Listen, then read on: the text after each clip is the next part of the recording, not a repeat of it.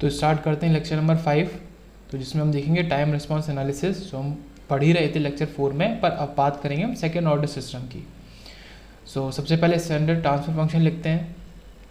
तो ऑर्डर का क्या मतलब होता है? ऑर्डर का मतलब होता है नंबर ऑफ एलिमेंट्स जितने लगे हुए हैं सिस्टम के अंदर, और वो भी mainly not register, simple element नहीं, ऐसे वाले LC। तो जब यहाँ पे हमने एक इंडक्टर को और एक कैपेसिटर को साथ में लगा दिया तो ये सेकेंड ऑर्डर का सिस्टम बन गया। This is second order low pass filter. और first order low pass filter में क्या था? रजिस्टर के साथ एक इंडक्टर लगा था या कैपेसिटर लगा था। ये क्या है, और इसमें भी एक थोड़ा सा प्रॉब्लम वाली बात है, हम इसको डिफाइन तो कर देते हैं इसके ट्रांसफर फंक्शन को L और RLC के फॉर्म में, बट ये केवल और केवल इलेक्ट्रिकल सिस्टम के लिए है, ये इलेक्ट्रिकल नेचर को शो करता है। पर अगर क्या होता है सिस्टम मैकेनिकल, हाइड्रोलिक, थर्मल, ऐसा कुछ सिस्टम होता है तो उसमें क्या करते हैं हम, तो वहाँ पे उसको डिफाइन करने के लिए उस तरीके के सिस्टम को हम टाइम कांस्टेंट का हेल्प लेते हैं। तो इसीलिए हम इस अपने जो सिस्टम को, ये जो सिस्टम RLC के फॉर्म में है, इसको टाइम कांस्टेंट के फॉर्म में करते थे ऊपर।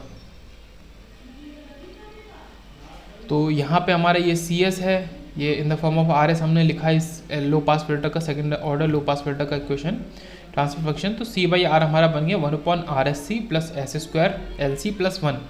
ये हमारा सबसे फर्स्ट इक्वेशन आई इस लेक्चर की। उसके बाद ये हमारा पुराना जनरल फॉर्म किसका? फर्स्ट ऑर्डर का, first order transfer function 1/1 plus ST। अब ये T टाइम कांस्टेंट है। तो सेकेंड ऑर्डर के लिए हम लिखेंगे standard second order transfer function को, अगर लिखेंगे तो उसको हम इस तरीके से डिफाइन करते हैं। तो ये बहुत ही ज़्यादा इंपॉर्टेंट है, बहुत ही ज़्यादा इंपॉर्टेंट इक्वेशन है। यहाँ पे हमारा क्या है? ओमेगा है, ये जीटा है, और फिर से ओमेगा n है।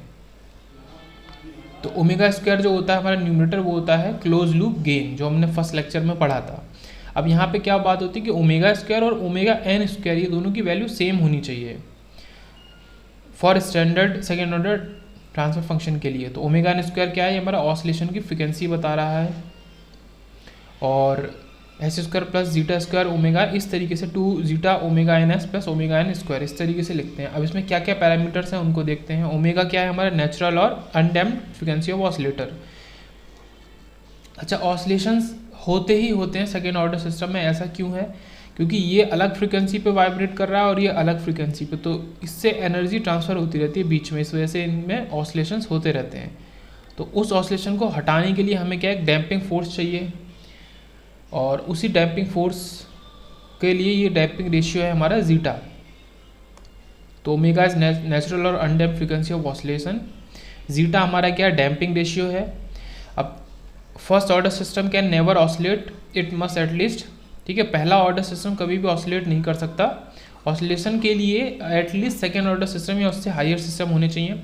फर्स्ट ऑर्डर सिस्टम का रिकॉग्नाइजेशन हम करते हैं कैसे? उसके स्लगिशनेस से, मतलब वो कितना स्लो है, और सेकेंड ऑर्डर या हाई में क्या है, ऑसिलेशंस होते हैं। तो हम इससे आइडेंटिफाई कर सकते हैं, high to identify first order second order.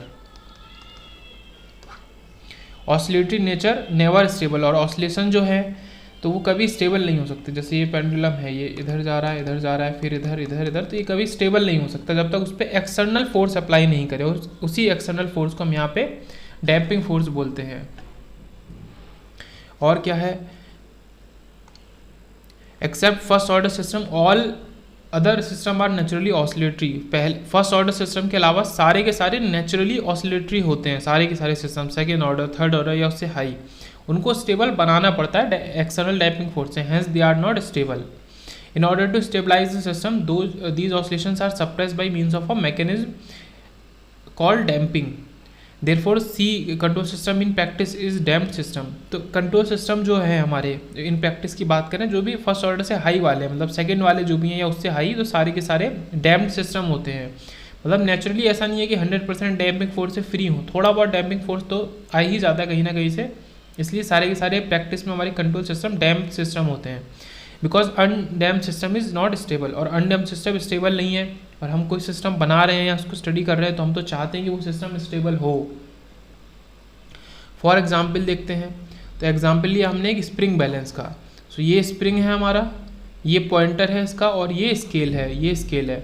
तो इसमें मान लो हमने अटैच कर दिया एक मास, जिसका विकेट अटैच कर दिया, इसका मास 10 किलोग्राम है। सो यहाँ पे क्या होगा, अगर कोई भी डैम्पिंग फोर्स नहीं होगा, पहले देखते हैं पहला वही कि जब कोई भी डैम्पिंग फोर्स नहीं है।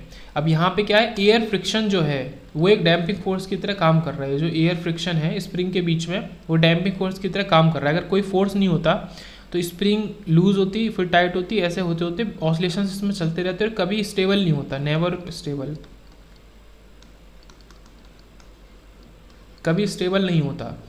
अगर हम बात करें कि डैम्पिंग फोर्स इंट्रोड्यूस करा दिया हमने, ये डैम्पिंग फोर्स है उसको इंट्रोड्यूस करा दिया एयर फ्रिक्शन को, तो कुछ हमारा ऐसे ये रीडिंग देगा, 15 देगा, 5 पे जाएगा, ऐसे ऑसिलेशन करेगा, पर वो घटते जाएंगे, 6, 11, 8 और फाइनली ये हमारा ऐसे होकर 10 किलोग्राम हमको रीडिंग दे देगा। अब ऐसा इसीलिए पॉसिबल हो सका क्योंकि इसमें अलग से डैम्पिंग फोर्स आ गया जो कि एयर फ्रिक्शन है। एक तो स्प्रिंग बैलेंस है हमारा एग्जाम्पल, और एक और एग्जाम्पल है PMMC गैल्वेनोमीटर। अब बात करते हैं सेकेंड ऑर्डर ट्रांसफर फंक्शन के लिए 3 कंडीशन सेटिस्फाई करना चाहिए। ये बहुत इंपॉर्टेंट पॉइंट है कि सेकेंड ऑर्डर ट्रांसफर फंक्शन जो हमारा है वो 3 कंडीशन को सेटिस्फाई करना चाहिए। पहला क्या है, कोफिशिएंट ऑफ एस स्क्वायर हमारा 1 होना चाहिए, और दूसरा क्या है, omega square numerator and denominator दोनों सेम होनी चाहिए, वैल्यू सेम होनी चाहिए। अब यहाँ पे यही पॉइंट आता है कि जो न्यूमरेटर में हमारा ओमेगा स्क्वायर है, ये पहली बात तो ये थी कि इसका कोफिशिएंट 1 होना चाहिए, और ये जो ओमेगा स्क्वायर है ये क्लोज लूप गेन है, ये ऑसिलेशन की फ्रीक्वेंसी है ये वाली, बट इनकी वैल्यू सेम होनी चाहिए, तभी हम बोलेंगे standard second order transfer function. एक होता है जस्ट नॉर्मल, मतलब है ये सेकेंड ऑर्डर तो है लेकिन ये स्टैंडर्ड ट्रांसफर फंक्शन नहीं है। तो हम बात करें स्टैंडर्ड की, स्टैंडर्ड होने के लिए 2 कंडीशन तो ये हुई। थर्ड कंडीशन क्या कह रहे हैं, should not have any zeros but should have poles, poles होने ही होने चाहिए और जीरोज नहीं होने चाहिए कोई भी, मतलब न्यूमरेटर में कोई भी s+1 ऐसा कंपोनेंट नहीं होना चाहिए। तो ये 3 कंडीशन आई। अब चेक करते हैं इनको। यहाँ पे हमारा 4 है और ये 4 है, दोनों वैल्यू सेम है, ठीक है। यहाँ पे 1 इसका कोफिशिएंट है, ये भी ठीक है, और कोई भी जीरोज नहीं है न्यूमरेटर में, मतलब जीरोज न्यूमरेटर में ही होते हैं। तो ये हमारा एक स्टैंडर्ड फंक्शन हो गया, ट्रांसफर फंक्शन हो गया सेकेंड ऑर्डर का। अब क्योंकि यहाँ पे ये 8 है और ये 4 है, ये अलग अलग हो गए, इस वजह से ये हमारा सेकेंड ऑर्डर का ट्रांसफर फंक्शन नहीं हुआ। एंड उसके बाद यहाँ पे क्योंकि हमारा एक जीरो मौजूद हो गया, इस वजह से ये भी हमारा स्टैंडर्ड सेकेंड ऑर्डर का ट्रांसफर फंक्शन नहीं है। अब यहाँ पे हमने सारी चीज़ें देख ली, ओमेगा एन, इसको एक बार और स्टडी करते हैं। तो इसमें हमने इसका कोफिशिएंट देखा, ओमेगा देखा, close loop gain, omega square होता है ये, तो इसका रूट जो होगा इस वैल्यू का वो क्लोज लूप गेन देगा। ये हमारा ऑसिलेशन की फ्रीक्वेंसी है, और ये ओमेगा एन भी ऑसिलेशन की ही फ्रीक्वेंसी है। और जीटा क्या होता है, जीटा इसमें मौजूद होता है। तो जीटा को निकालने के लिए 2 जीटा ओमेगा एन एस है, तो मान लीजिए इसमें निकालते हैं, इसमें जीटा को निकालते हैं, तो 2 ओमेगा एन जीटा एस, ये पूरा टर्म मान लो यहाँ पे क्या है 2s के इक्वल है, तो 2 से 2 गया और s से s गया, तो ओमेगा एन और जीटा हमारा 1 के इक्वल आया। अब ओमेगा एन क्या है, यहाँ से पता चला ओमेगा एन है 2, तो जीटा यहाँ से क्या आया 1/2.5। तो जीटा को ऐसे सॉल्व करेंगे, ये याद रखेंगे। अब बात करते हैं analysis of standard second order and second order normal. तो ये एक पॉइंट है, इंपॉर्टेंट पॉइंट है कि जो एनालिसिस होता है स्टैंडर्ड सेकेंड ऑर्डर सिस्टम का और जो नॉर्मल होता है, नॉर्मल मतलब कोई भी सेकेंड ऑर्डर का सिस्टम होगा, बट जो स्टैंडर्ड हम पढ़ रहे हैं तो दोनों का एनालिसिस अलग है, दोनों के लिए जीटा ओमेगा एन इन सब की वैल्यू अलग आती है। तो ये इंपॉर्टेंट पॉइंट है याद रखने के लिए कि स्टैंडर्ड अगर बोल रहे हैं, स्टैंडर्ड को लेके सॉल्व कर रहे हैं, तो वो स्टैंडर्ड होना चाहिए, तो उसको चेक करना हमारी जिम्मेदारी है। अब बात करते हैं इलेक्ट्रिकल नेचर की। अगर बात करें कि इलेक्ट्रिकल नेचर मतलब जो हमने ऊपर लिया जिसमें LRC मौजूद है, तो उसका C/R हम निकालेंगे तो वो कुछ ऐसा आता है 1/LC अपॉन ये, इसका कोफिशिएंट हमको 1 बनाना पड़ेगा, तभी हम बोलेंगे कि करेक्ट है। अब ये क्या था, ये LC तो इसके संग प्रेजेंट था पर इसका कोफिशिएंट नहीं था। अगर इस LC को हटा दें, मतलब इसमें ऊपर नीचे LC हम कर दें, LC से मल्टीप्लाई कर दें, तो ऊपर क्या हो जाएगा, ये बचेगा ऐसे C/R, ऊपर 1, नीचे LC S स्क्वायर, प्लस यहाँ पे क्या होगा SRC और प्लस ये हमारा 1। तो कुछ ये ऐसा इक्वेशन आई थी, हमने सबसे पहले जो सॉल्व करी थी second order low pass filter की, second order low pass filter की, पर ये स्टैंडर्ड नहीं है ना, इसीलिए ये गलत है। तो स्टैंडर्ड बनाने के लिए हमने क्या किया, LC से डिवाइड कर दिया, तो ये हमारा इसका कोफिशिएंट हमने 1 बनाया, फिर इसकी वैल्यू और इसकी वैल्यू को हमने सेम बनाया, और ये क्या बता रहा है, ऑसिलेशन की फ्रीक्वेंसी बता रहा है। और ये भी ओमेगा एन स्क्वायर के इक्वल है ये टर्म, और यहाँ पे तो फिर जो भी जीटा ईटा मौजूद है तो ये स्टैंडर्ड बना। अब कंपेयर करेंगे तो ओमेगा एन आया 1/√LC, ये हमारा ऑसिलेशन की फ्रिक्वेंसी बता रहा है 1/√LC, जिसको हम पढ़ते आए हैं आज तक काफ़ी बार। और जीटा जो है हमारा वो है R/2 और √C/L, तो ये जीटा है। तो ये यहाँ तक इम्पॉर्टेंट निकल के आया, इसको नोट करेंगे। अब बात करते हैं डिफरेंट डैम्पिंग मेथड्स की, कि डैम्पिंग क्या होता है, क्यों होता है, कैसे काम करता है, वो सब हमने देखा। तो डिफरेंट डैम्पिंग के मेथड्स क्या क्या हैं तो उनको भी थोड़ा सा देखेंगे। सो हम देख रहे हैं डैम्पिंग के डिफरेंट मेथड्स। सबसे पहले कैरेक्टरिस्टिक इक्वेशन लिखते हैं जो हमारी ऊपर आई थी, s² + 2s² का क्या है, कोएफिशिएंट 1 होना चाहिए, पता ही है। 2 zeta omega ns + omega n² = 0। तो यहाँ से हम रूट्स निकालते हैं इसके, तो minus zeta omega n ± omega n इस तरीके से निकाले। तो अब क्योंकि ये इसके रूट्स डिपेंड कर रहे हैं जीटा और ओमेगा n दोनों पे, तो हम कह सकते हैं कि इसके रूट्स फंक्शन हैं ओमेगा n और जीटा का। मतलब इसके रूट्स कंप्राइज करेंगे ओमेगा n और जो फंक्शन होगा इसके रूट्स का, तो उसके अंदर ओमेगा n और जीटा होगा। अब पहली बात, अगर दो चीज़ वेरी कर रही हैं, दो पैरामीटर हैं, ओके, तो अगर रूट्स को स्टडी करना है तो हमें क्या करने पड़ेगा, 1 एट अ टाइम। एक को कांस्टेंट करेंगे, दूसरे को वेरी करके हम उसको स्टडी करेंगे ओमेगा n के रेस्पेक्ट में, एंड फिर अगेन एक को कांस्टेंट करेंगे और जीटा के रेस्पेक्ट में उसको वेरी करके हम स्टडी करेंगे। तो एक को कांस्टेंट, दूसरे को वेरी। तो अभी हम पढ़ रहे हैं जीटा डैम्पिंग रेशियो के बारे में, डैम्पिंग मेथड पढ़े, तो जीटा हमारे काम की चीज़ है फिलहाल।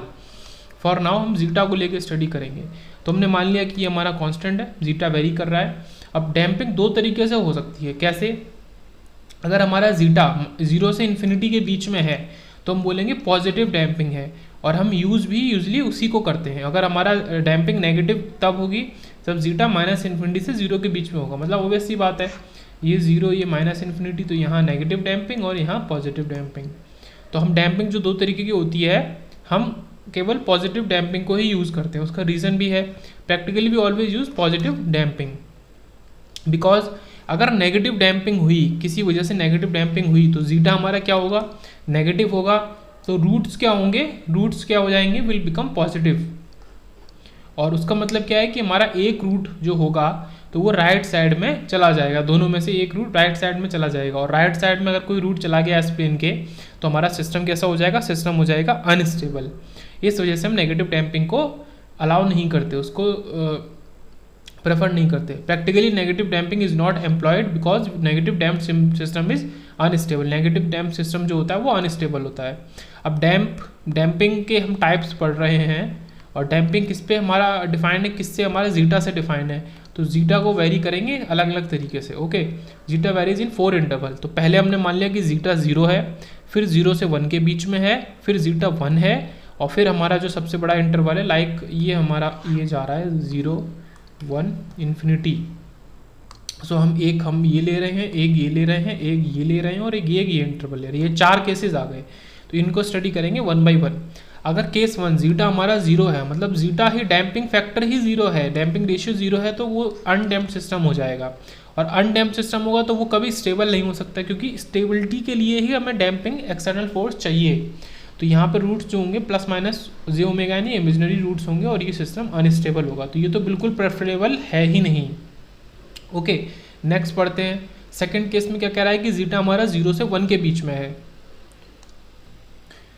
तो इस केस में हमारे रूट्स क्या होंगे, माइनस, ये पहला रूट होगा, ये दूसरा रूट होगा। इनको मैंने हाईलाइट इसलिए किया है क्योंकि ये कुछ चीज़ को शो कर रहे हैं। जो ब्लू वाला है ये अल्फा को शो कर रहा है, येलो वाला है ये ओमेगा डी को शो कर रहा है। जो पैरामीटर पहले हमने अभी नहीं पढ़े थे, अभी तक नहीं पढ़े थे, अब पढ़ेंगे।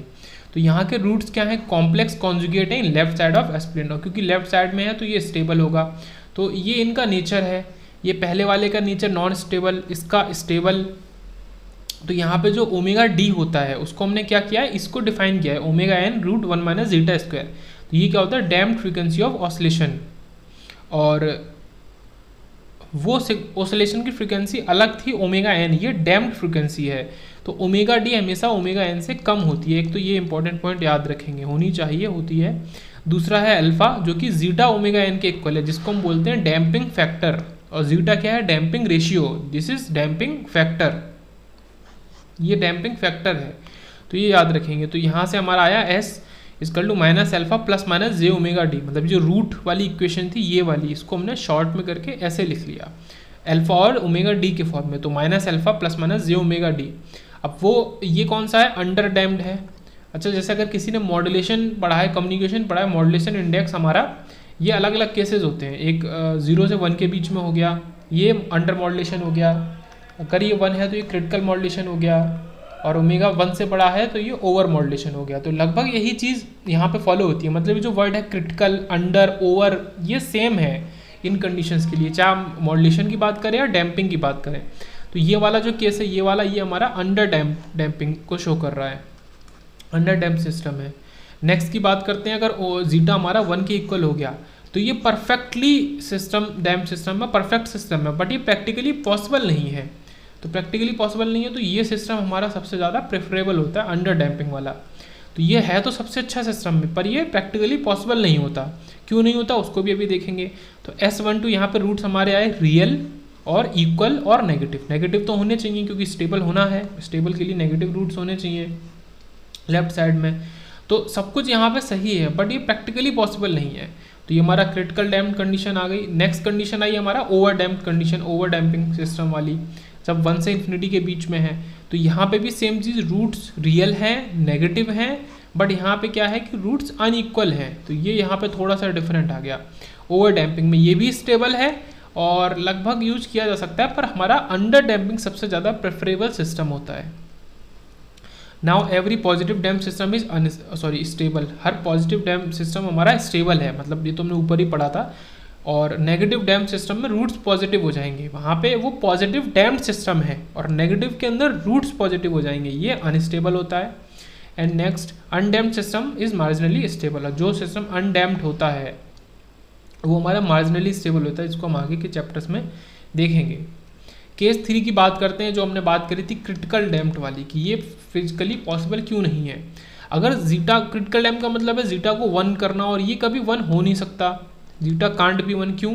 जीटा की वैल्यू क्या थी इलेक्ट्रिकल सिस्टम के लिए, R/2 और रूट के अंदर C/L। अब ये वैल्यू परफेक्ट 1 कब आएगी? आप R को मेंटेन करो 2 को, रजिस्टर को 2 यूनिट्स पे, और C को मेंटेन करो 1 यूनिट और L को 1 पे। पर क्या है कि R, C और L फिजिकल एलिमेंट्स हैं, इनकी वैल्यू बदलती रहती है, वेरी करती रहती है। परफेक्ट नहीं है कि 2 ओम का रजिस्टर है वो 2 ओम ही हमको देगा, थोड़ा उसमें ऊपर नीचे होता रहता है, क्योंकि यहाँ पे 3 एलिमेंट इन्वॉल्व है। तो 3 एलिमेंट अगर प्लस माइनस 1 या 2% का भी चेंज लाएंगे तो 3 डिफरेंट एलिमेंट की वजह से ये वैल्यू 1 नहीं मेंटेन हो सकती। इस वजह से क्रिटिकल डैम्प सिस्टम को हम यूज़ नहीं कर पाते physically. Over damp system is physically second order, by nature wise it's first order. Over damp system की जो बात करें, ओवर डैम्प मतलब जीटा हमारा 1 से इन्फिनिट के बीच में, तो फिजिकली तो ये सेकेंड ऑर्डर का होता है, बट नेचर वाइज अगर बोले, ये इंपॉर्टेंट पॉइंट है, ये ओवर डैम्प नेचर वाइज अगर बोले तो ये हमारा फर्स्ट ऑर्डर का होता है, क्योंकि ओवरऑल 2 रूट्स पर रिजल्ट डिसाइड बाई ओनली 1 है। तो 2 रूट्स, लेकिन जो रिजल्ट है वो केवल एक हमारा डिसाइड कर देता है, 1 रूट ही डिसाइड कर देता है। इस वजह से क्या होता है, फिजिकली ये 1 या फर्स्ट ऑर्डर का होता है। अब बनाते हैं रूट लोकस। जो ये 4 कंडीशंस आई थी बाई 4 कंडीशंस, जो ऊपर हमने 4 कंडीशंस पढ़ी अलग अलग जीटा की, तो उससे हम रूट लोकस को ड्रॉ करते हैं। तो रूट लोकस वैसे तो हम पढ़ेंगे आगे की यूनिट में, लेकिन पर इसके लिए हम अभी यहाँ ड्रॉ करते हैं। तो हमने क्या देखा, माना था कि हम जब हमारे पास 2 रूट हैं तो एक को कांस्टेंट करना पड़ेगा, दूसरे को तभी वेरी कर सकते हैं। तो ओमेगा एन को हम कांस्टेंट लेके ही चल रहे हैं, ओके, और जीटा को हम वेरिएबल लेके चल रहे हैं, उसको वेरी करेंगे। और ये डिफरेंट जो रूट्स आए थे हमारे, ये डिफरेंट ये कैसे इमेजिनरी रूट्स थे पहले वाले में। दूसरे वाले में हमने उसको रूट्स, जो बड़े रूट्स थे उसको डिफाइन कर दिया था अल्फा और ओमेगा टी के फॉर्म में। तीसरे हमारे रियल थे और इक्वल थे, और चौथे रियल थे और अनइक्वल थे। तो ये सारे के सारे ऊपर का कंक्लूजन हमने यहाँ लिख लिया, अनइक्वल थे। तो ये 4 कंडीशंस हमने यहाँ पे अभी तक देख ली, और डिफरेंट केसेस इसमें इमेजिनरी है, इसमें रियल इक्वल है, और ये रियल इक्वल वाला ये केस है, और इसमें स्पेशल केस है ये, और सबसे ज़्यादा प्रैक्टिकल और यूज़ होने वाला यही केस है सेकेंड वाला हमारा अंडर डैम्पिंग। और इसमें रियल अनइक्वल है, तो इसको ड्रॉ करते हैं रूट लोकस पे। तो ड्रॉ करने के लिए अभी मतलब सीखा तो नहीं है, पर फिर भी मतलब बेसिक्स जो हैं रूट लोकस के वो समझ में आ जाएंगे। अब क्या करेंगे, ड्रॉ करेंगे अलग अलग रूट्स को।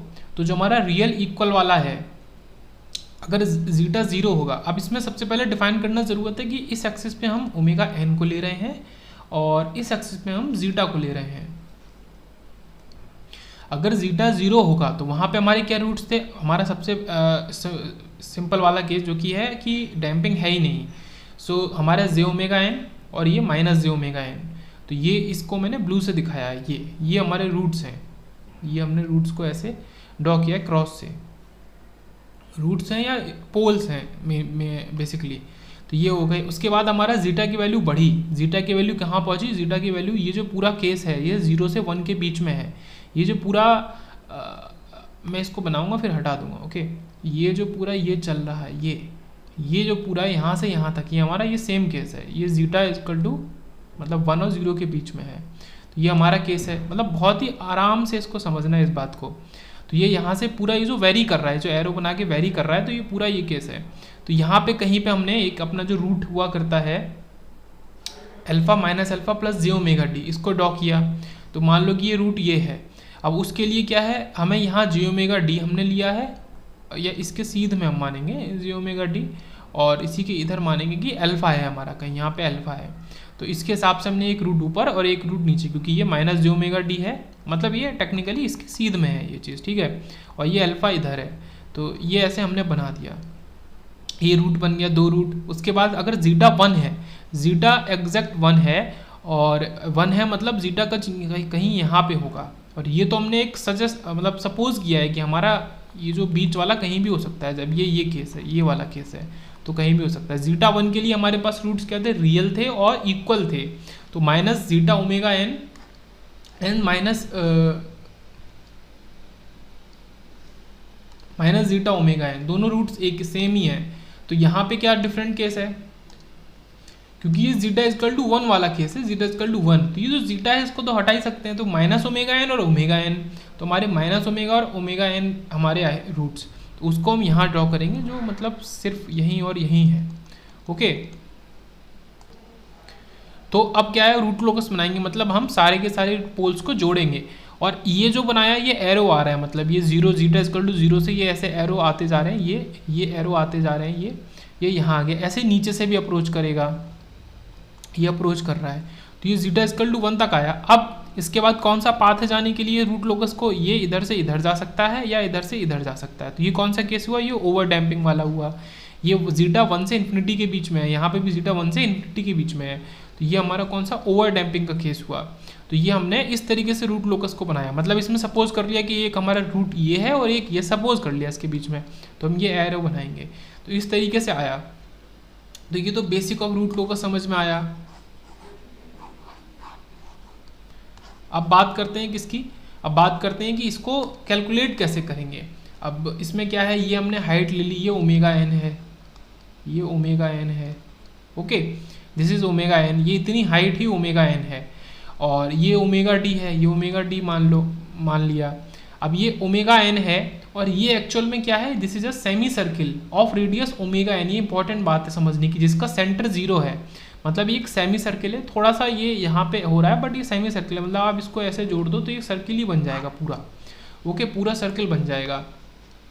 तो अब हम क्या करेंगे, इसका सेंटर 0 0 है, तो अगर हम इसको बोलें ये जो पूरी हाइट है, या हम इसको लें या हम इसको लें, ये सारी की सारी क्या है, ये सारी की सारी रेडियस हैं, ओके, ये सारी की सारी रेडियस है, तो मैं इनको ओमेगा एन लिख सकता हूँ।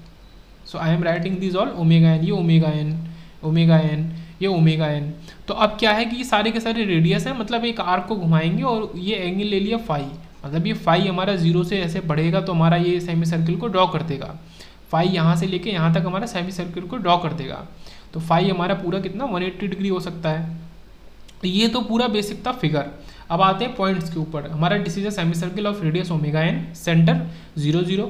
अब साइन फाई इससे निकालेंगे तो क्या निकलेगा, omega d upon omega n, okay, omega d ये वैल्यू है, ओमेगा एन है, तो उसके हिसाब से हम निकाल लेंगे। साइन फाई निकालेंगे तो omega d by omega n, जो कि रूट 1 माइनस जीटा स्क्वायर के इक्वल है। कॉस फाई निकालेंगे तो zeta omega n upon omega n, या फिर केवल जीटा, तो अब यहाँ से पहला फार्मूला आया कि अगर हमें जीटा निकालना है तो हम डायरेक्टली cos फाई से निकाल सकते हैं, या साइन फाई से √1 माइनस जीटा स्क्वायर के फॉर्मूले से निकाल सकते हैं, या फिर tan फाई से भी अब इनको इससे डिवाइड कर दो तो ये बन गया। तो अगर फाई पता है तो हम जीटा निकाल सकते हैं, या जीटा पता है तो tan phi sin phi cos phi निकाल सकते हैं। अब बात करेंगे ओमेगा एन की। ओमेगा एन क्या है? रेडियस। तो रेडियस का सर्किल का फॉर्मूला लगा के तो ये आ गया हमारा, ये root alpha square plus omega d square. Alpha कुछ यहाँ पे था, ओमेगा डी यहाँ पे था, इसकी मदद से तो अल्फा और ओमेगा डी जो हमने डिफाइन किए थे उनकी मदद से हम ओमेगा एन निकाल सकते हैं। ये चीज़ आई। तो ये फॉर्मूले जो आए ये इंपॉर्टेंट है, इनको याद रखेंगे। ये फॉर्मूले जो हमारे हैं ये काफ़ी ज़्यादा इंपॉर्टेंट है। ओके, अब और आगे बढ़ते हैं। ये है टाइम कांस्टेंट, ये है हमारा पोल्स। अगर टाइम कांस्टेंट को घटाते हैं हम तो ये हमारा पोल की वैल्यू बढ़ता है, क्योंकि इन्वर्सली प्रोपोर्शनल है, मतलब पोल डिनोमिनेटर में वो न्यूमरेटर में है। इसको बढ़ाते हैं तो ये घटेगा। ये कलर से मैच करना, ये कलर से मैच करना, ओके, अपोजिट है। सो अगर बात करें कि एक जीटा की गुड रेंज की बात करें तो हमारा जीटा, अब हमने ये तो पढ़ लिया था कि जो हमारा बेसिक है जो डैम्पिंग है ही नहीं, मतलब जीटा इक्वल टू 0 खराब है, zeta equal to 1 practically possible नहीं है, जीटा ग्रेटर देन 1 इसमें क्या है हमारा, ये एक फर्स्ट ऑर्डर सिस्टम की तरह काम करता है। वो कहने के लिए सेकेंड ऑर्डर है पर नेचर में ये फर्स्ट ऑर्डर सिस्टम की तरह काम करता है, और इसमें और भी प्रॉब्लम्स है तो ये भी फीजिबल नहीं है। तो हमारा केवल और केवल एक केस बचा, जो हमारा जीटा जो वैल्यू है वो 0 से 1 के बीच में होनी चाहिए। तो 0 से 1 के बीच में तो काम करेगा, पर उसके अंदर भी कुछ ना कुछ रेंज तो होगी जहाँ पे प्रैक्टिकली परफेक्टली काम करे। तो एक जो रेंज लेते हैं जिसको हम गुड रेंज बोल सकते हैं, तो वो रेंज है 0.4 से 0.7 तक हमारा जीटा की वैल्यू होनी चाहिए। तो ये हमारी एक गुड रेंज है। अब बात करते हैं, ये तो पूरा ये रूट लोकस वाला कॉन्सेप्ट थोड़ा सा टाइम लगा लेकिन हो गया। अब बात करते हैं और आगे, हाउ टू फाइंड क्या फ्रॉम रूट लोकस, मतलब ये चीज़ें कैसे कैसे फाइंड करें। टू फाइंड जीटा, पहले जीटा फ्रॉम cos फाई, तो ये हम फाइंड कर सकते हैं cos फाई को फाइंड करके। टू फाइंड ओमेगा एन, हम रेडियस को हमें पता कर लें, या फिर phase arc drawn for center to arc, मतलब वही बात है कि इसको पता करने के लिए हम ये फेज का ये आर्क पता हो, मतलब ये जो फॉर्मूला हमने ओमेगा एन के लिए निकाला है ये वाला, तो ये पता है। तो ये जो चीज़ें लिखी हैं ये थ्योरेटिकल चीज़ें हैं। मैं बोलूँगा कि ये जो चीज़ें लिखी हैं इनका कोई काम नहीं है, आपको ये फार्मूला याद रखना है। किसके लिए याद रखना है? ये जीटा के लिए, जीटा के लिए, या आपका ओमेगा एन के लिए। ये फॉर्मूले हैं, इनको याद रखना है। अब जो भी पढ़ा उसका हम निचोड़ यहाँ पे पढ़ लेते हैं। Okay, undamped system is not stable. जो अनडैम्ड सिस्टम होता है वो स्टेबल नहीं होता है। तो ऑब्वियस सी बात है, जिसमें डैम्पिंग है ही नहीं, मतलब हम उसको रोक ही नहीं रहे, सिस्टम ऑसिलेट ही करता जा रहा है, तो स्टेबल नहीं होगा। Critically damped system is impractical. जो क्रिटिकली डैम्प्ड है वो अच्छा तो बहुत है पर वो इम्प्रैक्टिकल है। Time constant of the over damped system increases due to dominant root. तो जो ओवर डैम्प्ड सिस्टम है उसका जो टाइम कांस्टेंट है, जो हमने ऊपर पढ़ा था ना कि 2 रूट हैं पर काम एक ही रूट करता है, एक ही रूट से हम पता कर सकते हैं, तो वहाँ पे 2 रूट का कॉन्सेप्ट है, मतलब डोमिनेंट रूट का कॉन्सेप्ट है, 2 है लेकिन हमारा एक ही से काम चल रहा है। तो इसीलिए हमने बोला कि जो ओवर डैम्प्ड सिस्टम है वो हमारा फर्स्ट ऑर्डर का ही है नेचुरली। इसमें एक डोमिनेंट रूट होता है और दूसरा नहीं होता है। Due to which over damped system become sluggish and less stable. तो यहाँ पे एक डोमिनेंट रूट है, इसकी वजह से ये सिस्टम थोड़ा स्लगिश और लेस स्टेबल बन जाता है। स्लगिश स्लो बन जाता है। स्लगिश किसका कैरेक्टरिस्टिक है? फर्स्ट ऑर्डर सिस्टम का कैरेक्टरिस्टिक है। Okay, over damped system is physically second order but functionally first order. ये वही वाला बात है, फंक्शनली हमारा क्या है? फंक्शनली ओवर डैम्प्ड सिस्टम हमारा क्या है? फर्स्ट ऑर्डर है। Time constant of under damped, अब ये हमारा आया इंपॉर्टेंट जो हम यूज करते ही हैं। System decreases due to which speed and stability increases. Time constant घटता है तो हमारा स्पीड और स्टेबिलिटी बढ़ती है। Hence control system in practice is implemented to be under damped. तो ये उसकी कैरेक्टरिस्टिक है कि उसमें अगर टाइम कांस्टेंट को आप घटाओगे तो उसमें आप स्पीड और स्टेबिलिटी को बढ़ा सकते हो। तो इसीलिए हम प्रैक्टिकली कंट्रोल सिस्टम में इसको यूज़ करते हैं और हम कोशिश करते हैं कि क्लोज टू क्रिटिकली डैम्प्ड वाली कंडीशन यूज़ करें। ओके, कि जीटा हमारा 1 की तरफ अप्रोच करे। और आगे देखते हैं। अब ये भी समरी है, एक तरीके की समरी है जो मैंने ऊपर बताई भी। आपका टी अनडैम्प्ड तो स्टेबल ही नहीं है, गलत हो गया। आपका टी अंडर डैम्प्ड बिल्कुल सही है। आपका टी क्रिटिकल हम यूज़ नहीं कर सकते हैं, मतलब ये तो लिखा हुआ है, इसकी वो लिखी हुई है टाइम कांस्टेंट, तो 1/ओमेगा n, इसका 1/अल्फा और 1/जीटा ओमेगा n, तो ये याद रखेंगे। अच्छा, इसका भी क्या होता है ना कि कन्फ्यूज़न होता है, बट इसका भी 1/जीटा n ही है। ये फार्मूला बार बार चल वही रहा है, बट क्योंकि यहाँ पे जीटा 1 है इसलिए 1/ओमेगा n। ओके, तो टाइम कांस्टेंट याद करेंगे। टी ओवर डैम्पिंग के लिए 2 टाइम कांस्टेंट होते हैं, 2 अलग अलग पोल्स के हिसाब से, तो T1 और T2। तो पहला हमारा ये होगा और दूसरा हमारा ये होगा, बस यहाँ पे माइनस और प्लस से हमारा अंतर रहता है। या अगर मैं यहाँ पे एक साथ लिखूँ तो ये आ गया 1/ζ ओमेगा एन माइनस प्लस या फिर प्लस माइनस आपका रूट ये omega n zeta square minus 1। तो ये हमारा एक साथ हो गया। तो ये टाइम कांस्टेंट अलग अलग निकले। अब if system has many poles roots then they has many time constant.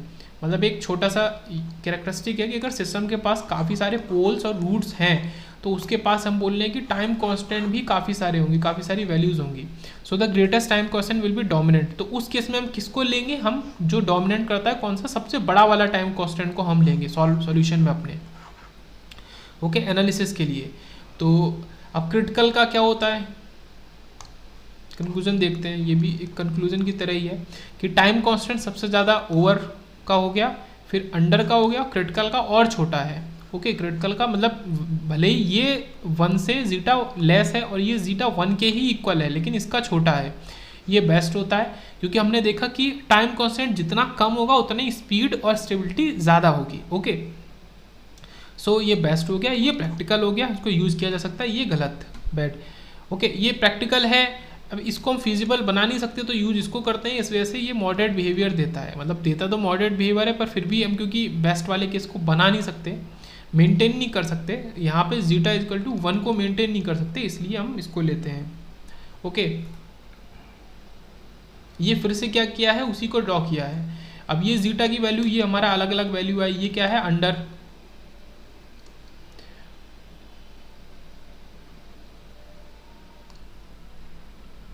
अब क्योंकि हमने जो एक चीज़ सीखी थी कि अगर 2 रूट्स हैं तो एक को हम कांस्टेंट करेंगे और दूसरे को वेरी करेंगे, मतलब 1 एट अ टाइम लेके चलेंगे। तो वही चीज़ हम यहाँ पे कर रहे हैं यहाँ पे, लेकिन पहली बार जो ग्रीन वाला एनालिसिस है वो जीटा और ओमेगा एन के साथ है, एंड जो पिंक वाला एनालिसिस है वो आपका ओमेगा डी और अल्फा के साथ है। तो अब ये जीटा को वेरी कर रहे हैं, तो जीटा की ये वैल्यू लिए है तो हमने ओमेगा एन को कांस्टेंट कर दिया। सिमिलरली यहाँ पे ओमेगा एन को वेरी किया है तो जीटा को कांस्टेंट कर लिया। और यहाँ पे हमने क्या किया है कि इन चारों के कॉम्बिनेशन के लिए रूट लोकस बनाए हैं। ओके, जिसमें आप इसको तो रिमेंबर कर ही सकते हैं, जो हमारा मेन वाला रूट लोकस था। ओके, तो यहाँ की बात करते हैं। इसमें हमने क्या किया है, एक बार ओमेगा डी को किया तो इसको कांस्टेंट ले लिया, और अल्फा को वेरी किया तो ओमेगा डी को कांस्टेंट ले लिया। तो सबसे पहला केस जो था, जो हमने पढ़ा ही था, तो ये जो नंबरिंग है ये पहले केस की है, ये फर्स्ट केस है जो हमने पढ़ा था। तो ये तो सबको याद हो गया होगा ये वाला केस। अब सेकंड केस की बात कर रहे हैं हम, ओमेगा एन को वेरी कर रहे हैं जीटा को कांस्टेंट करके। तो सेकंड केस को अगर हम बनाए तो वो हमें कुछ ऐसा देता है, तो ये याद रखेंगे, ये सेकंड केस के लिए है। ये नीचे भी ऐसे जाएगा और ऊपर भी ऐसे जाएगा, तो बस ये इतना याद रखेंगे। थर्ड केस की बात करते हैं। अब बात कर रहे हैं ओमेगा डी और अल्फा के बीच में। ओके, ओमेगा डी और अल्फा के बीच में तो हम अल्फा को कांस्टेंट रखते हैं और ओमेगा डी को वेरी करते हैं। तो थर्ड केस हमारा क्या बनेगा, अल्फा को कांस्टेंट रखा, अल्फा यहाँ पे वो यहीं रहा, ओमेगा डी को वेरी किया, तो ये हमारा डायरेक्ट बस ऐसा सा ये बन गया। तो यही चीज़ नीचे भी बनेगी। ओके, इसको मैं थोड़ा सा फर्स्ट वाले को ड्रॉ कर देता हूँ ग्रीन उससे। नाउ फोर्थ केस लेते हैं। अब यहाँ पे हम क्या कर रहे हैं, अल्फा को वेरी कर रहे हैं और ओमेगा डी को कांस्टेंट रख रहे हैं। अल्फा को वेरी कर रहे हैं, अल्फा हमारा इधर आगे पीछे मूव करेगा, ये क्योंकि अल्फा हमने यहाँ लिया था तो इस एक्सिस पे है अल्फा, तो अल्फा हमारा आगे पीछे मूव करेगा। तो हमारा फोर्थ केस ये आ गया, मतलब स्ट्रेट लाइन है वो ड्रॉ नहीं हो पा रही, वो आप समझ लेंगे। ये हमारा फोर्थ केस आ गया। तो ये 4 अलग अलग केस आ गए। ओके, 4 अलग अलग केस आ गए, ये याद रखेंगे। तो हमारा शुरू के 2 केस हमने जीटा और ओमेगा एन को लेके लिए हैं, ये याद रखेंगे, और बाद के 2 केस हमारा इसके। तो इसके हिसाब से भी अगर आपको बनाना पड़े रूट लोकस, तो आइडेंटिफाई करना पड़े तो वो कर सकते हैं। कैसे कर सकते हैं, पहला वाला तो बहुत ही ऑब्वियस है, जब जीटा को वेरी करा रहे हैं, आपने जीटा को रोक लिया और आप ओमेगा एन को वेरी कराएंगे। ओके, तो क्या है कि देखो, एक में कर्व बन रहा है, एक में लाइन ऐसी जा रही है, ऐसी जा रही है, ये क्या है, ये यूनिफॉर्म नहीं है। एक इसको बोले ये कांस्टेंट है, इसको बोले ये कांस्टेंट है। मतलब ये आपका एक्स वाई एक्सिस अगर है और आप बोल रहे हैं कि ऐसी आपने लाइन बनाई, क्या है ये, किसी कांस्टेंट की लाइन है ना आपका, आपने ऐसी लाइन बनाई, ये क्या है, किसी कांस्टेंट की लाइन है ना। तो ये जो थर्ड और फोर्थ केस है ये कुछ ऐसे ही है, ये वाला करीब फोर्थ केस है, ये वाला थर्ड केस है, तो ये कांस्टेंट की तरह है। तो इससे याद रखेंगे, देखो पहला वाला तो याद हो गया कर्व, जब जीटा वेरी कर रहा है, जब जीटा को कांस्टेंट किया और ओमेगा एन को वेरी कराया, तो ये आपका सेकंड वाला जो कि स्लेंटेड लाइन है।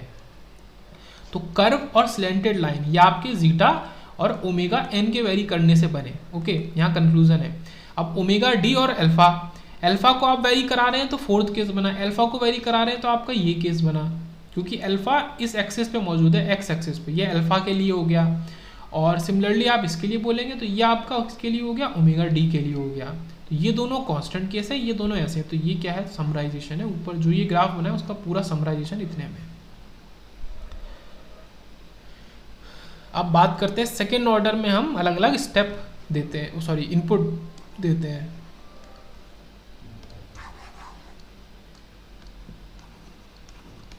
Inputs in second order. तो हम देख रहे हैं कि जब सेकेंड ऑर्डर सिस्टम में हम इम्पल्स रिस्पॉन्स एज इनपुट देते हैं, इम्पल्स रिस्पॉन्स मतलब डेल टी जिसका लाप्लास है 1। तो जैसा हमने फर्स्ट ऑर्डर में किया था लगभग वैसा ही चलेगा, बस यहाँ पे जो ये C S by R S है ये हमारा ये डिफरेंट, और आर एस जो है उसको इधर ले गए हैं, वो हमारा रिस्पॉन्स है, और यहाँ पे इस केस में वो 1 है। तो C S by R S अगर लिखेंगे तो यहाँ पे ये कुछ नहीं होगा, और आर एस को उधर ले जाएंगे तो डिफरेंट डिफरेंट हम इनपुट अप्लाई कर सकते हैं। तो ये जो पूरी वैल्यू ओमेगा एन स्क्वायर, इसको भी पूरा एनालाइज करके हम ऊपर आए हैं, तो ये डिफरेंट है। तो यहाँ पे आपने अप्लाई किया इंटू 1, उसके बाद हमने इसका इन्वर्स निकाला, तो ये कुछ इस तरीके से आया। तो ये जो पूरा टर्म है omega n upon root 1 minus xi square, sorry zeta square, और ये u t, this is u t, तो ये हमारा पूरा एनवलप होता है सिग्नल का। अभी देखते हैं कैसे। अब ये क्या है, ये जो टर्म है ये ई के ये जो पिंक के अंदर है ये ई का कोफिशिएंट है एक्सपोनेंशियल का, तो ये एम्पलीट्यूड है। ओके, और इसके अंदर से जीटा की वैल्यू नहीं निकालनी चाहिए। हम जीटा की वैल्यू यहाँ से जो हम ये अल्फा लेते थे, alpha is zeta omega N, तो यहाँ से निकालेंगे। तो ये क्या है, एक कोफिशिएंट है ई रेज टू समथिंग है इनटू साइनसॉइडल फंक्शन है साइन ओमेगा डी टी, तो ये याद रखेंगे। इस यहाँ पे क्या क्या क्या चीज़ है, ओमेगा एन हमारा ये है अल्फा स्क्वायर का, इसका root alpha square plus omega d square, और जीटा है अल्फा अपन ओमेगा एन। तो यहाँ से इनको ओमेगा एन और जीटा की वैल्यू को निकालना चाहिए। अब इसकी बात करते हैं, ये वही मार्किंग है, ये जो पूरा है ये क्या है, एनवलप ऑफ एम्पलीट्यूड है ये पूरा, इसमें यू टी और मल्टीप्लाई होता है, और ये हमारा मेन फंक्शन है, और ये एक तरीके से स्टेबल होता है। अब स्टेबल क्यों है वो भी पता चलेगा, और ये तो हमने सीखा ही है कि इम्पल्स रिस्पॉन्स हम देते हैं तो स्टेबिलिटी को चेक करने के लिए ही देते हैं। अगर इसको आप ड्रॉ करें, अगर इसका एक साइड ड्रॉ करें, ये एक्सपोनेंशियल है नेगेटिव, तो ये नीचे गिर रहा है, ये एक्सपोनेंशियल है। और अगर किसी ने एनालॉग कम्युनिकेशन पढ़ा है और वहाँ पे हम जो एम टी अप्लाई करते हैं, फिर सी टी अप्लाई करते हैं, फिर हमें एस टी मिलता है, तो वो डिपेंड करता है। सी टी तो हमारा लगभग फिक्स रहता है ऐसे, ये अगर हम एम टी में मैसेज सिग्नल हम एक्सपोनेंशियल टाइप का दे दें ये, तो हमें आउटपुट में ये जो मिलेगा इसी के जैसा मिलेगा, बस इसका एनवलप एम टी के जैसा हो जाएगा ये, तो ये कुछ ऐसे मिलेगा ये। तो यही चीज़ यहाँ पे हो रही है, मतलब हमने इनपुट में इम्पल्स दे दिया और हमारा ये फंक्शन साइनसॉइडल है और इसके साथ में एक्सपोनेंशियल भी है, तो इस वजह से ये ऐसा बनेगा। अब इसको देख के पता चल रहा है कि एरिया हमारा लेस देन मतलब फाइनाइट है। ओके, एरिया फाइनाइट है मतलब ये स्टेबल है, मतलब ये एब्सोल्युटली इंटीग्रेबल फंक्शन है। तो ये इसका एम्पलीट्यूड है ए, और यही ए जो है ये यही वाला ए है, और ये माइनस ए, तो ये इम्पल्स रिस्पॉन्स के लिए है। और कुछ इंपॉर्टेंट बातें देखेंगे तो दिस इज नॉन पीरियडिक, ये नॉन पीरियडिक है, बट इसका टाइम पीरियड है, इसका टाइम पीरियड नॉन पीरियडिक क्यों है, क्योंकि जो पहला साइकिल ये पहला साइकिल बोल सकते हैं, और ये यहाँ से यहाँ तक ये दूसरा साइकिल है, तो ये डिफरेंट है, इसका एम्पलीट्यूड अलग है और इसका एम्पलीट्यूड अलग है, बट क्योंकि टाइम पीरियड सेम है, टाइम पीरियड सेम है, ये इसको सेकंड साइकिल पूरा करने में, फिर सेकंड से थर्ड, थर्ड से फोर्थ पूरा करने में टाइम बराबर ही लग रहा है हर बार, तो इसलिए ये क्या है, एक नॉन पीरियडिक सिग्नल है, बट इसका टाइम पीरियड है as a constant time period. Time period क्या है, 2 pi omega d, time period ये है हमारा 2 पाई ओमेगा डी, तो ये याद रखेंगे, but as a constant periodic time period. Frequency is constant but amplitude is suppressing. अब क्या होता है कि दो तरीके से हमारा सिग्नल जीरो को अप्रोच कर सकता है। अब पहला क्या है, फ्रीक्वेंसी की वजह से। अब क्योंकि टाइम डोमेन में हम फ्रीक्वेंसी की बात नहीं करते और फ्रीक्वेंसी डोमेन में हम टाइम की बात नहीं करते, तो अगर हम ये टाइम डोमेन का एनालिसिस कर रहे हैं तो फ्रीक्वेंसी नहीं, हम टाइम की बात करेंगे। मतलब इनडायरेक्टली वही बात है कि टाइम कांस्टेंट टाइम पीरियड तो फ्रीक्वेंसी भी है। तो फ्रीक्वेंसी मेंटेन होकर चल रही है, बट एम्पलीट्यूड हमारा गिर रहा है, एम्पलीट्यूड सप्रेस कर रहा है, जिसकी वजह से हमारा एम्पलीट्यूड ये 0 को अप्रोच कर गया और हमारा सिग्नल ये हो गया। तो हमारा जो सिग्नल है, मतलब सिग्नल तो कम्युनिकेशन और सिग्नल सिस्टम के अंदर है, कंट्रोल के अंदर है सिस्टम का ग्राफ, तो वो हमारा 0 को अप्रोच कर रहा है। तो वो दो तरीके से कर सकता है, या तो फ्रीक्वेंसी की वजह से या एम्पलीट्यूड की वजह से। तो यहाँ पे ये एम्पलीट्यूड की वजह से सप्रेस कर रहा है, और ऑसिलेशन यहाँ पे कैसे है, साइनसॉइडल है, वो तो दिख ही रहे हैं। ओके, तो जो साइन का टर्म था A sine omega T plus phi, तो ये हमारा होता है। अब इसमें क्या क्या चीज़ होती है वो देखते हैं। ये फ्रीक्वेंसी है, हमारा फाई फेज है। Oscillation will become zero when either A और ओमेगा आर जीरो, मतलब ये हमारा इनसिग्निफिकेंट होता है, ये हमारा इनसिग्निफिकेंट है, फेज से कोई मतलब नहीं है। ओके, फेज से कोई मतलब नहीं है, इनसिग्निफिकेंट है हमारा। या तो एम्पलीट्यूड जीरो हो जाए या हमारा फ्रीक्वेंसी जीरो हो जाए, दो केस में हमारा जीरो हो जाएगा ऑसिलेशन। तो ऑसिलेशन के जीरो होने के लिए हमारा या तो एम्पलीट्यूड या ओमेगा। अब हमने डैम्पिंग के, अब ऑसिलेशन जीरो होता किस वजह से, वो डैम्पिंग की वजह से जीरो होता है। तो डैम्पिंग के 4 केसेस पढ़े हमने, तो 4 केसेस में अनडैम्प्ड, मतलब वहाँ तो डैम्प्ड ही नहीं हो रहा, तो मतलब ना तो एम्पलीट्यूड जीरो हुआ ना हमारा ओमेगा जीरो हुआ। अंडर डैम्प में ये याद रखने की बात है कि हमारा एम्पलीट्यूड की वजह से हमारा ऑसिलेशन जीरो को टेंड करता है, फ्रीक्वेंसी नहीं। और क्रिटिकल में हमारा एम्पलीट्यूड नॉन जीरो होता है, फ्रीक्वेंसी जीरो होती है। और हम यूज़ किसको करते हैं, हम यूज़ करते हैं अंडर को। तो ये जो अभी ऊपर वाला केस था वो अंडर डैम्पिंग का ही केस था, अंडर डैम्पिंग का केस था। Okay, see the plot lies in x axis. इसकी बात करें, इसी वाले ऊपर वाले केस की, अगर उसको देखेंगे तो omega d is omega root 1 minus xi square, और ओमेगा डी हमारा जीरो हो जा रहा है आखिरी में जाके। और ओवर डैम्पिंग में हम बोल नहीं सकते, क्योंकि हमको ये पता है ये तो फर्स्ट ऑर्डर का है ना, मतलब फर्स्ट ऑर्डर की तरह ट्रीट करता है। और फर्स्ट ऑर्डर में कोई हमारा ऑसिलेशन ही नहीं होता। फर्स्ट ऑर्डर में जब कोई ऑसिलेशन नहीं होगा तो ऑसिलेशन है ही नहीं, तो जीरो किसको करोगे। तो we can't say about this because it is basically first order system. और ये हमारा एम्पलीट्यूड अंडर इसमें कितनी देर बाद हमारा जीरो होता है, तो वो भी देखने की बात आती है। तो ये पूरा हमारा इम्पल्स रिस्पॉन्स का था। ओके, इम्पल्स रिस्पॉन्स हम अगर सेकेंड ऑर्डर सिस्टम में इनपुट एज ए इनपुट दे रहे थे। सेकेंड बात करते हैं स्टेप रिस्पॉन्स की, तो सारा एनालिसिस वही रहेगा, बस यहाँ पे 1/s आ जाएगा। तो ये CS ये सब कुछ सेम है, इसमें 1/s मल्टीप्लाई हो जाएगा। अब कुछ सिग्नल इस तरीके से बनेगा जैसा कि हमारा कहाँ बनता था फर्स्ट ऑर्डर में, लगभग वैसा ही। कैसा, 1 माइनस। तो ये जो 1 है ये स्टेडी स्टेट को शो कर रहा है जैसा फर्स्ट ऑर्डर में भी करता था। और ये जो पूरा ये सब चीज़ें हैं, ये टोटल ये किसको शो कर रहा है, ये हमारा ट्रांजिएंट को शो कर रहा है। ओके, तो इसका एनालिसिस करते हैं। अब ये इक्वेशन है, इक्वेशन तो क्या है कि इसको लिखो, याद करो, याद रखो, और या तो मत याद रखो तो फिर ये याद रखो, और इसको इसका इन्वर्स निकालो, इन्वर्स निकालना याद रखो। तो एक ही बात है, मतलब याद तो रखना ही पड़ेगा। तो इफ़ t इज़ जीरो, हमारा अगर t इसमें जीरो कर देंगे, दो केस है, मतलब c जीरो पे क्या वैल्यू आएगी और c इन्फिनाइट पे। अगर t को जीरो कर देंगे तो क्या क्या क्या होगा, अगर t को जीरो कर देंगे हम इस ct में हम t को जीरो करेंगे तो हमें आंसर मिलेगा जीरो। ओके, जीरो कर देंगे मतलब ये e⁻0 1 हो जाएगा, 1 - 1 0। और अगर हम इन्फिनाइट रखेंगे तो ये हमारा जीरो हो जाएगा, ये टर्म जीरो हो जाएगा इन्फिनाइट रखने पे, और ये 1 - 0 मतलब ये मल्टीप्लाई हो रहा है तो 1 - 0 1। तो इन्फिनाइट पे हमको 1 दे रहा है ct की वैल्यू, और जीरो पे हमको 0 दे रहा है, तो ये याद रखेंगे। और ये 1 दे रहा है मतलब ये हमें स्टेडी स्टेट में पहुंच चुका है पूरी तरीके से। होता है ना इन्फिनाइट टाइम पे चीज़ क्या होगा, ट्रांजिएंट डाई हो जाएगा, स्टेडी स्टेट में पहुंच जाएगा। तो वही वाली बात है कि हमारा ct जब 1 को अटेन कर लेगा तो वो स्टेडी स्टेट में पहुंच गया है। अब यहाँ पे थोड़े से और इम्पॉर्टेंट चीज़ें हैं, जैसे हमने पीछे पढ़ा था टाउ आर, हमने पढ़ा था टाउ डी, हमने पढ़ा था tau P, tau S, tau P तो हम यहाँ पढ़ेंगे, टाउ एस पढ़ा था, ये सब चीज़ें पढ़ी थी। तो यहाँ पे दो टाउ पी और एम पी 2-3 चीज़ें और एक्स्ट्रा आएंगी। ओके, ये टाउ एस सेटलिंग टाइम। तो इस ग्राफ को देखते हैं,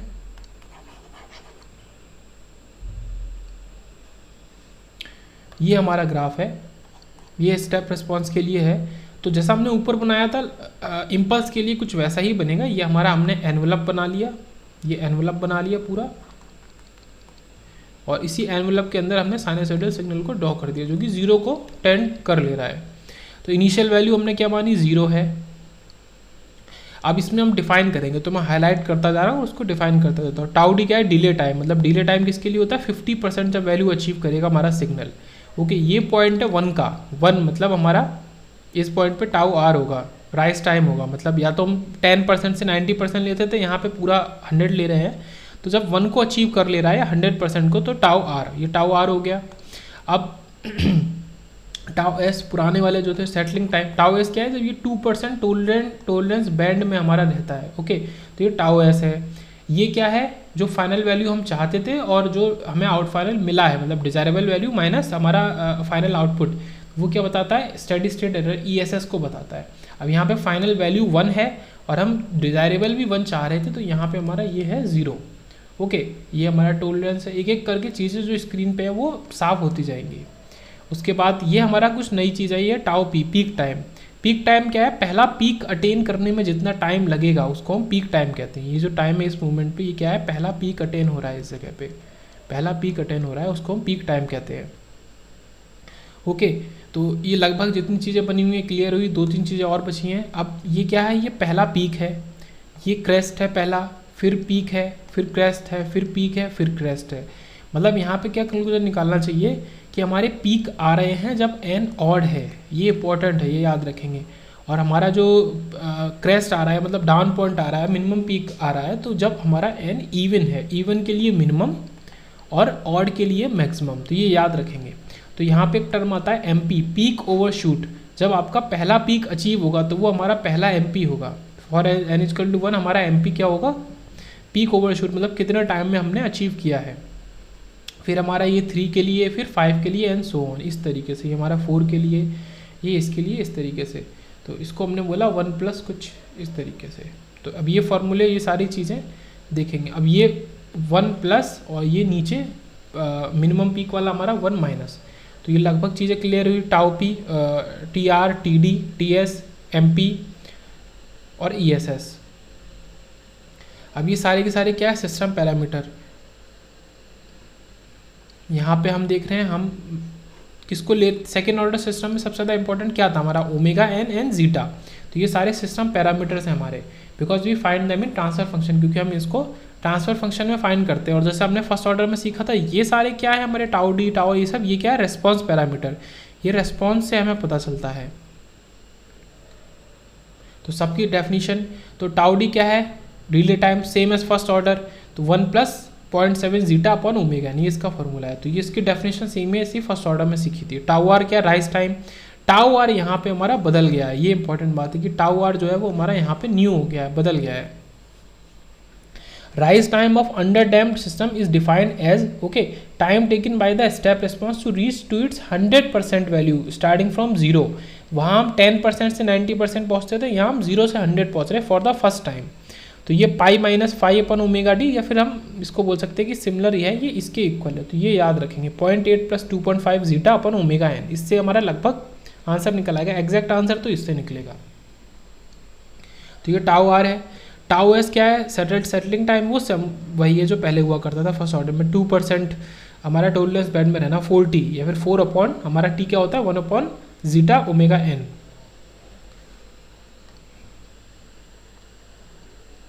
उसके बाद steady state error, same as first order, desired value minus final value, जो कि 1 - 1 है 0, ओके। अब लास्ट जो 1-2 चीज़ें नहीं आई थी, एक तो था टाउ पी, हमारा ये क्या है, peak time. Time taken by step response to reach to its peak value और मैक्सिमम वैल्यू। मैक्सिमम वैल्यू और पीक वैल्यू तक पहुंचने के लिए जो टाइम लगेगा उसको हम टीपी कहते हैं, टाउ पी, टीपी जो भी, n पाई अपन ओमेगा टी। अब ये जो ऊपर पढ़ा था कि ऑड और इवन का कॉन्सेप्ट, तो अगर ऑड है तो वो मैक्सिमम ओवरशूट हम उसको कहेंगे, ओके, और अगर इवन है तो उसको मिनिमा अंडरशूट कहेंगे, उसको ओवरशूट नहीं अंडरशूट कहेंगे, और मिनिमा कहेंगे या तो मिनिमा या अंडरशूट। तो किस तरीके से कहेंगे वो देखते हैं।